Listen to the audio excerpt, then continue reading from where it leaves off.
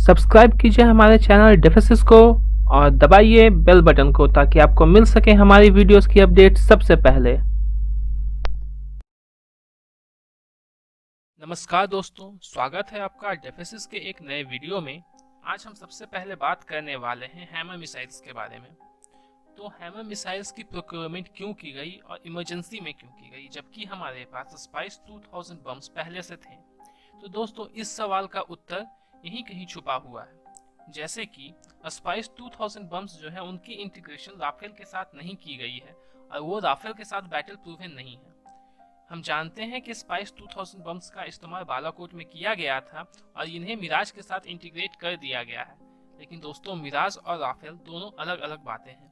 Hammer की integration Rafale के साथ पहले ही कर दी गई है और ये राफेल के साथ पहले ही बैटल प्रूवन हो चुकी हैं।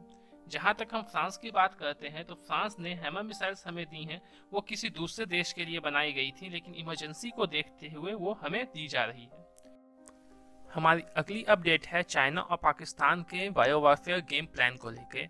दोस्तों, हम जानते हैं कि चाइना और पाक एक बहुत ही बड़ा गेम प्लान बना रहा है। यह गेम प्लान जो है वो भारत और कई अन्य देशों को लेकर बनाया जा रहा है। तो इस गेम प्लान में जो रिपोर्ट्स आ रही हैं उसके हिसाब से 3 साल के लिए दोनों देशों ने एक एग्रीमेंट साइन किया है, जहां दोनों देश अपनी बायो वॉरफेयर कैपेबिलिटीज है उसे बढ़ाएंगे। दोस्तों, जैसा कि हम जानते हैं, अभी कोरोना वायरस पूरी दुनिया में फैला हुआ है और काफी देशों का ये मानना है कि जो कोरोना वायरस है वो चाइना के बायो वॉरफेयर गेम प्लान का एक हिस्सा है। अगर हम इस पूरे एग्रीमेंट को देखते हैं तो हमें पता चलता है कि वुहान लैब्स, जिसे कि कोरोना वायरस का निर्माता कहा जा रहा है, इसकी एक बहुत बड़ी भूमिका रहने वाली है।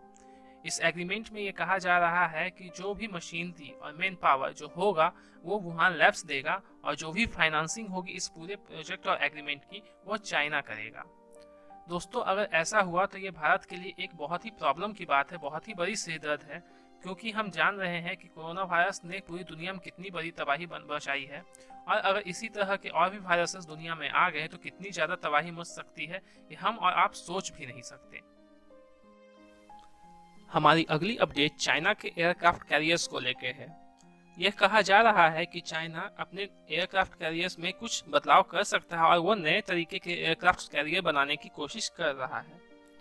चाइना के टाइप 076 जो लैंडिंग हेलीकॉप्टर डॉक्स की जो रिक्वेस्ट फॉर प्रपोजल आई है उसके डॉक्यूमेंट्स को देखने के बाद यह पता चलता है कि इसमें चाइना कैटापुल्ट यानी कि जो इलेक्ट्रोमैग्नेटिक कैटापुल्ट है उसका यूज करने वाला है, उसके साथ साथ अरेस्टिंग गियर का भी यूज करने वाला है।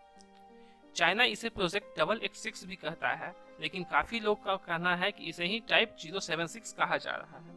चाइना के जो नेक्स्ट फ्लीट कैरियर्स यानी जो अगले फ्लीट कैरियर्स हैं टाइप 002, उसमें भी यह माना जा रहा है कि इलेक्ट्रोमैग्नेटिक कैटापुल्ट का यूज किया जाएगा और उसमें भी अरेस्टिंग गियर का यूज किया जाएगा। जो इलेक्ट्रोमैग्नेटिक कैटापुल्ट है वो काफी कॉम्प्लेक्स टेक्नोलॉजी है और इसका इस्तेमाल सिर्फ अमेरिका करता है और अब अमेरिका के बाद चाइना इसे बनाने की कोशिश कर रहा है। यह कहा जा रहा है कि चाइना इसमें अपने GJ-11 unmanned combat aerial vehicles का भी इस्तेमाल कर सकता है, वो इन्हें इन कैरियर्स पे डिप्लॉय कर सकता है। हमारी अगली अपडेट राजनाथ सिंह और इजराइल के डिफेंस मिनिस्टर के बीच हुई बातचीत को लेकर है। इस शुक्रवार राजनाथ सिंह और इजराइल के defence minister lieutenant general Benjamin Gantz के बीच बातचीत हुई, जो कि टेलीफोनिक थी। इसमें इंडिया और चाइना के बीच जो सीमा विवाद है उसको लेकर भी बातचीत की गई।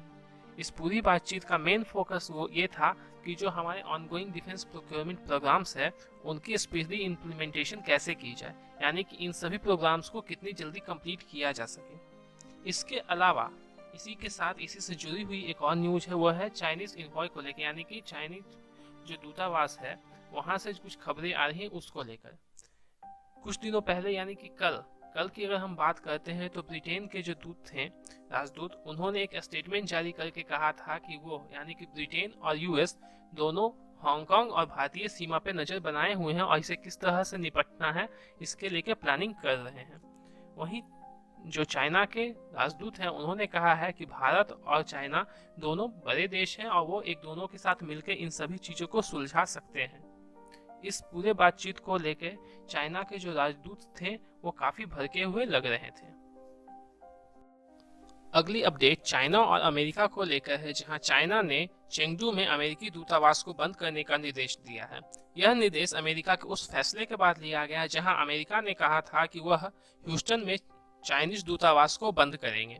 अमेरिका ने चाइनीज दूतावास को ह्यूस्टन में बंद करने का फैसला यह कहते हुए लिया कि चाइनीज एजेंट्स जो हैं वो टेक्सास से मेडिकल और रिसर्च को चोरी करते हैं।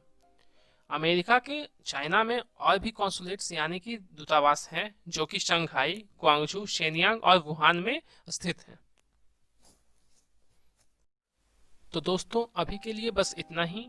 आगे जो भी अपडेट्स आएंगी उनसे रिलेटेड मैं वीडियोस बनाता रहूँगा। कृपया करके इस वीडियो को लाइक करें, शेयर करें और हमारे चैनल को अगर आपने सब्सक्राइब नहीं किया है तो सब्सक्राइब कर लें। और अगर आपने पहले से इस चैनल को सब्सक्राइब कर रखा है तो बेल बटन को दबा दें ताकि आपको हमारी वीडियोस की अपडेट मिलती रहे।